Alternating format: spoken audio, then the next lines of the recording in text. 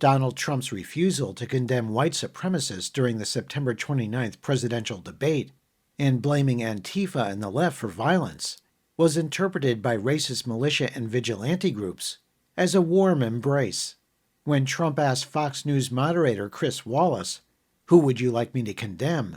Democratic candidate Joe Biden could be heard saying Proud Boys. Trump responded by saying, "Proud Boys, stand back and stand by." Members of the group quickly adopted Trump's phrase as their new slogan and considered the president's remarks as a green light to incite further violence. When Proud Boys members gather, they often carry firearms, bats, and wear protective gear, and some have been convicted for assaulting progressive and anti-racist activists. In recent months, Mr. Trump and his supporters have called for military veterans and off-duty police to come out on Election Day to monitor polling stations in inner-city precincts for what the president describes as an election at risk for widespread fraud.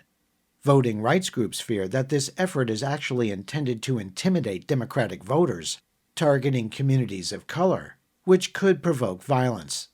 Your reporter spoke with Adele Stan, director of People for the American Way's Right-Wing Watch Project.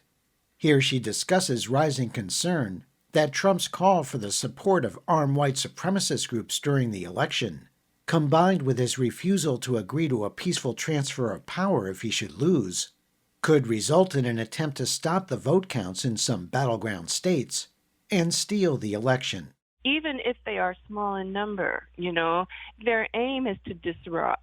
And it doesn't take a lot of people to disrupt through violent means. As we've seen, unfortunately, in the U.S. With, all of these mass shootings, many of them pinned to right-wing hatred. But the other thing that happened in that debate was that he also called for his people, quote unquote, to show up at the polls, to be poll watchers, but not necessarily in the official way, right? I mean, he didn't say, make sure you get registered to be an official poll watcher. And no, he said, go to Philadelphia because bad things happen there. And why would he say that? Because he wants to intimidate Philadelphia voters, because Trump does not have a path in the Electoral College that his campaign can see without winning Pennsylvania. And Philadelphia, of course, like most urban centers, is the Democratic stronghold.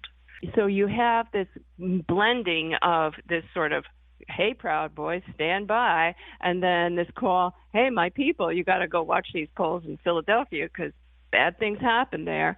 And then all of the misinformation, disinformation on vote by mail.